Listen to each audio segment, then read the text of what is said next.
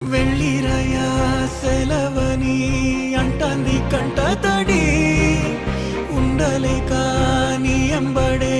వస్తాంది గుండె సడి గురుదేవుడికా